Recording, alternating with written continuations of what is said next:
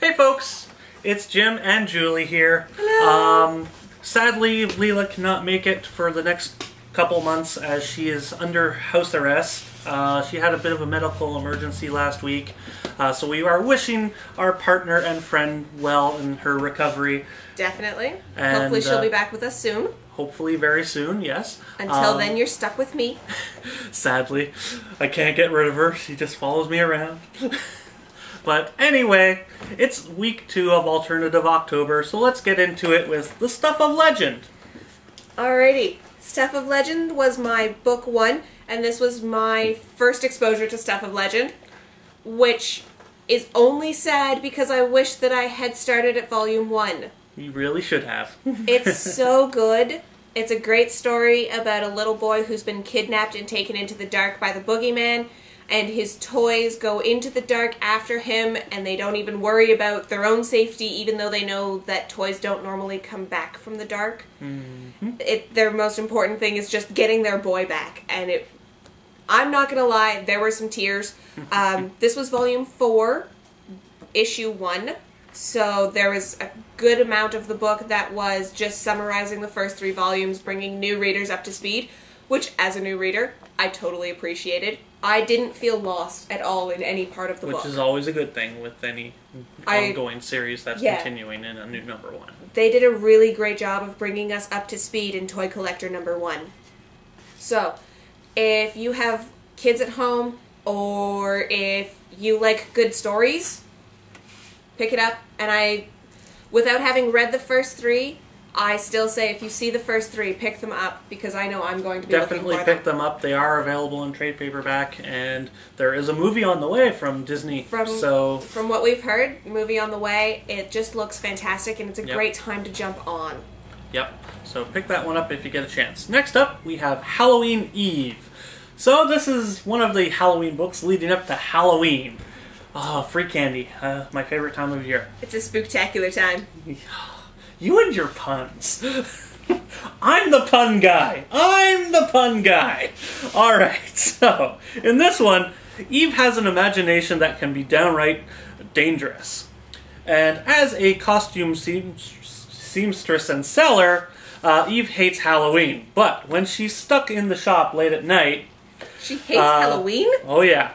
And it comes down to Eve must face off against the horrors of Halloween made real. Oh. So yeah, the devil shows up and decides to fight Eve. Alright. Yeah, alright. So this one is actually pretty fun. Yeah? It's a fun book. There's some really nice art here, some really good story. You got a really good sense of who this Eve character is, because she just doesn't like Halloween. She doesn't want to dress up, she doesn't want to do anything. Oh, that's yet cool. She works at a costume shop as a seamstress and sells people costumes. She's really just asking for something to happen. Yeah. So, I really enjoy this character because she's got a bit of depth to her, and I really enjoy that. Sadly, this is only a one-shot, so you get the entire story. I won't spoil how it ends, but it's a lot of fun, so if you get a chance, check this one out. I quite enjoyed it. Alright. Book 2 for me is Alan Moore's newest. It's Fashion Beast number 1. And in a dystopian world, we are being introduced to our main character, who we never actually get a name for.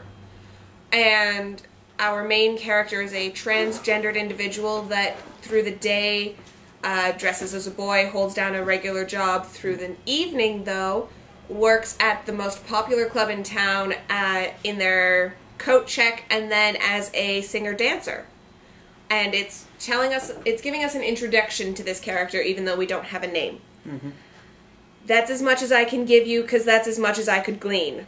Mm. I did not enjoy this book. It's an Alan Moore book. It takes a lot of... It's a specific type of thought pattern that you have to really get into an Alan Moore. You really have to know how an Alan Moore script works and everything to really get into this particular story. This is my first exposure to Alan Moore, so... You've got a lot to learn, hun. Exactly. But there is a lot of subtext in the story and whatnot. It looks like there's a lot going on. Oh, there's tons going on. You just don't realize it yet. That's the thing. This, to me, seems like the kind of book that you'll read it once, as you go through the volumes, and then maybe around volume or number 6 or 7, go back and read through again, because then you'll actually be able to pick up all of the nuances. I feel as though there was a lot of foreshadowing and a lot of hints to things. That's one of the things that that's Alan Moore's trope that he likes to do. All he right. loves to put foreshadowing and So, things that might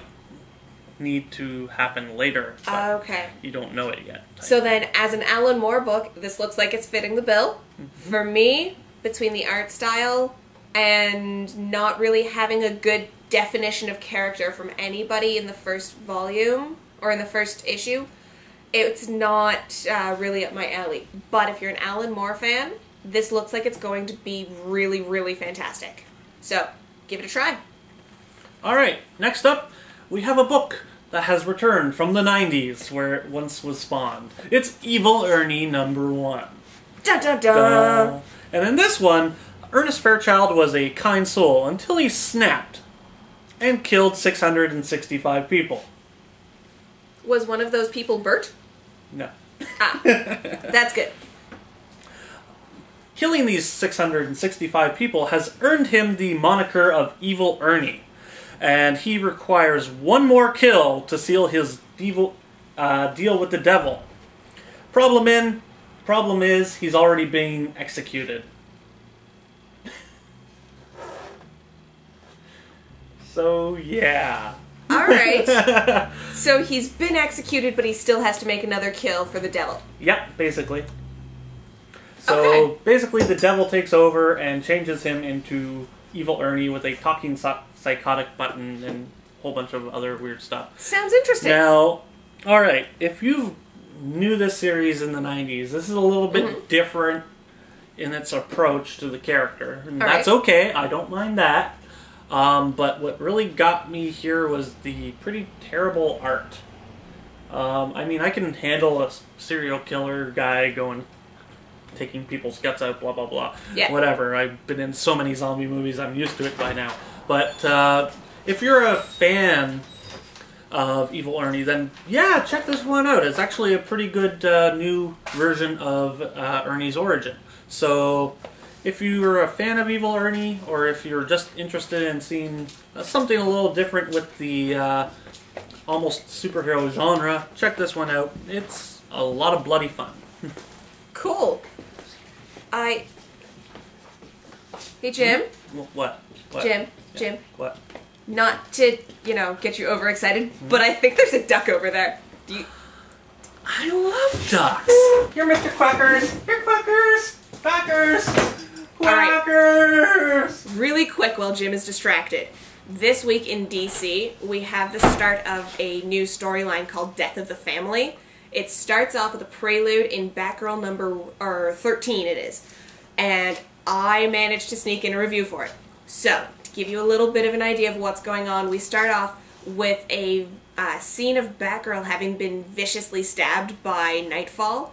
And we really get to know a lot more about Nightfall and what's going on with her and why she went to Arkham and her ulterior motives in Arkham and everything that she's doing in Gotham right now, which was super cool. And then the last few pages, we get the very briefest touch of what's going on with the Joker, because he's back. And I can't wait to see how Barbara reacts to it.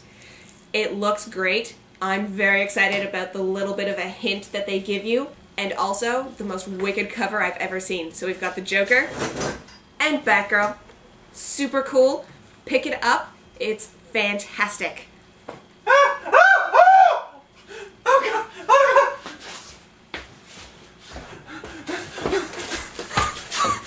You okay, Jim? That wasn't a duck! Oh no. Okay. You okay? Well, Okay. whatever it is, it's living in the basement now. It's your problem. All right. So, moving on. Moving on. We have Grimm Universe. Oh. #1. And in this one, Pandora's box is at risk of being opened, and a war between gods and mortals has begun. Deals are made, hearts are broken, and an entire world may be destroyed. Ooh. It sucks. Ah. Once again, Zenescope misses the mark. They have, as always, really nice art, but the story suffers here. There's a lot of exposition, there's a lot of stuff that you have to read before you read this, and it doesn't make any sense unless you've read all that to me, so I'm like, oh crap, I'm all confused now. Oh, that's unfortunate. Unfortunately, I can't highly recommend it. Right. It's an interesting read, but if you're a Zenescope / Grimm fan, this is going to be the storyline that brings everything together. Oh. Well, at least one of them. So, yeah, if you're a Grimm Fairy Tales fan, this one is a must-have to actually go into the backstory on a lot of what's going on in the universe right now. So, be sure to check it out, because it's okay, just not great. Okay. My last book this week is a book that I actually had to construct myself using some Scotch tape, a normal Bic pen, and a paperclip. That's right. It's Macgyver. Had to Macgyver my way into this one, but I'm so glad that I did.